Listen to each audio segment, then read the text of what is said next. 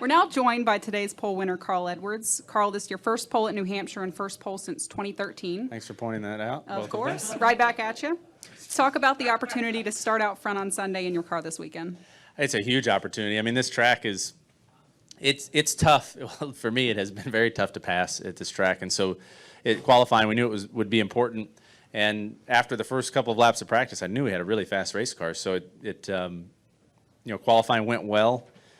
We tried to put as few laps as we could on the tires, and that was a little bit, it was hard to sit there in about 19th that first round and not go again. So I give a lot of credit to Darian for being able to gamble like that. We very well could have been 25th and wishing we had gone again. So that was awesome. And just the whole group, JGR, it's been really good the last couple of weeks. We've been working really well together. Kentucky was huge, obviously, and to come here and for all of us to be this fast is great. So I'm really excited about the race.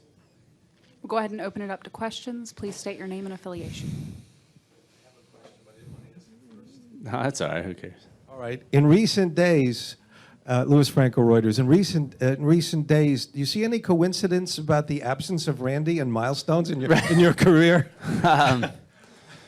What was the other? What did he? His father passed in Sonoma. Oh yeah. I'd rather not. No. So. But at JGR, you do a big milestone. Right. Yeah. No. Well, Alicia's here, and we got our photo taken, and that was a big first moment for us. So I'm sure she'll put that one up on her, wall in her office, and like I said, draw a mustache on me or something. But we do wish Randy Fuller well. He's off, with some really exciting family stuff going on, and so yeah, I don't know. He might be here on Sunday. I don't know. Is he planning on being here Sunday or? Yeah, it'd be hard to keep him away. It's gonna be hard not to get on that plane, but I think we do have a shot at having a really good race. So hopefully it's as fast as I think it's going to be. All right, we'll go to Bob, Nate, and Brant. Yeah, don't start telling Randy that or make him feel bad. Bob Pocker, CSPN.com. Is it strange at all to go from you've probably raced, I think, 4 different aero packages in the last 4 weeks when you go back to Sonoma, Daytona. Well, I raced that 5th aero package, which was crunch left rear. The Daytona, that was great too. But no, go ahead, sorry. So is it strange to bounce around, and do you feel like you need to know what Chicago and the Chase packages are going to be now, or heck, if they told you a day before, you'd be, so be it? That's an interesting question.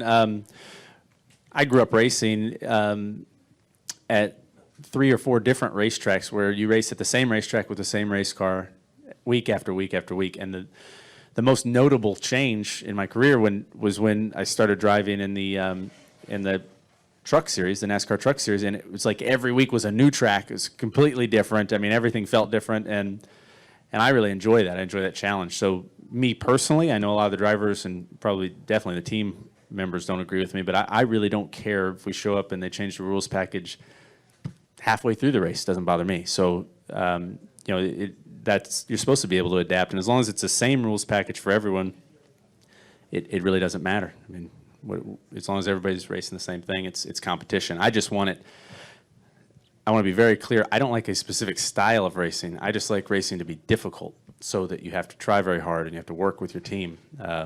So to me, making it difficult is what makes it a good competition. All right, we'll go to Nate at the back. There we go. Nate Ryan, NBC Sports. Kind of following up on that a little bit, Carl. Obviously, the talk so far today, I think, has been, what are the rules going to be? And we heard Brian France say Monday that they liked it, but there could have been more passing, and I guess they were looking for drafting, pack racing. What do you think, having a few days now to digest it, what do you think about what the general reaction is, and do you have any sense of which way the wind blows on where they might be leaning? We'll have a couple of comments on it. First of all, I mean, regardless of the results of the race, which were good for Joe Gibbs Racing and good for me personally, I had fun racing. I mean, I had more fun driving that race at Kentucky than I've had at any mile and a half in years. So to me, if some's good, more is better. I mean, we should continue down that path, in my opinion. As far as the physics of being able to have stock car racing like that and to have a pack race or drafting, I mean, I don't think that's possible. I think they're two completely different things. I think that we have plenty of pack racing, in my opinion, in this sport with the 4 races that we have that are like that. And I think we should stay as far away from that at the other tracks as possible. That's my opinion. But NASCAR is not going to make changes based on one driver's opinion or 3 or 4 drivers' opinion. I think Brian France made that clear. But like I said earlier, I want to be very, very clear that I don't prefer a style of racing. I prefer stock car racing, where you slide cars around and you can race close to one another. But the coolest thing is that NASCAR is trying all of these things, and they're going to try. Kentucky went well. I believe everybody agreed that went well, and they'll try other packages. And I think that's a scientific method, and whatever turns out to be the best direction, hopefully they go all the way down that path and go that direction and let it rip. Do you have a prediction on what they might do for Chicago? I have no clue what they're going to do for Chicago. If it were my sport, you just cut the splitters completely off of them, the spoilers completely off of them, and just go race. That's what I would do. Brant James, USA Today Sports. You alluded to it earlier about how JGR came out of Kentucky, but what does a team role feel like, and how much confidence comes with looking around and it seems like the entire organization maybe is hit on something, everybody's performing pretty well? I was thinking about that after qualifying, and it feels to me like we're in this sweet spot that I've only been in a couple times in my time in this sport, where all of us are fast and we're all pushing one another, but we're sharing information, and it's really neat. It's fun to have teammates like I have that motivate me and push me and challenge me, but we all do it and at the same time celebrate each other's successes. I mean, it's really cool. I think there'll be a lot of good things to come. I do recognize that Kentucky is a standalone event, and this track is really unique. But so this might not continue, but for now, it's really fun. We'll go right here in the middle. Rob Tianson of thepodiumfinish.com. Carl, you're racing with a team that's had some relatively good success here. Danny won here with his called shot in 2012. You're working with the same crew chief who won that event. I know that it's a different circumstance, but how much confidence does it give you knowing that you've got a crew chief who's been able to get the keys to victory lane here? Is this the one that Denny said he was going to win? Yeah, I'd forgotten about that. Yeah, I don't know if I'm bold enough to do that right here, but I think we're going to be pretty good, and there is a lot of confidence. I mean, the cars are fast. In practice, we're fast. The car, and not just fast, the car drives very well. And Darian has a ton of confidence basically everywhere we go. He's seen it all and done it all, and so it helps me to have a guy like him in my corner. And we've been working very hard together to communicate the best that we can, to be prepared the best we can for the chase, because we have not finished and performed the way we're going to have to win the championship. We have to keep getting better, and we know that. And it's the last couple of weeks, and we've really focused on working together, and I think it's paying off. All right, we'll go in the back to Steve. And Steve Richards with PRN, just follow up what Nate was asking you, the Indy package with the large spoiler, how, what do you think the racing will be like, and how critical is it for them to get it right at such a marquee event? I don't know. I just don't know. It could turn out to be spectacular. But I don't think you know until you see it. I think that the one thing that I'm very impressed with Brian France and everyone involved is that they're willing to try things. They're willing to make changes. And I'm telling you, I have sat in not just meetings, but in private conversations with Brian France and Brent Dewar and Mike Helton and Steve O'Donnell, and just talking in the motorhome lot, and that they want the exact same thing that the drivers want and the fans want. They just want this to be the greatest sport on earth and to have the most fun watching it and doing it and have it be competitive. So I think with that in mind, regardless of everyone's opinions, if you try a bunch of different things, you pick the best one and move forward, or pick a mix of things, I really applaud NASCAR for doing that. All right, we'll go to Terrell.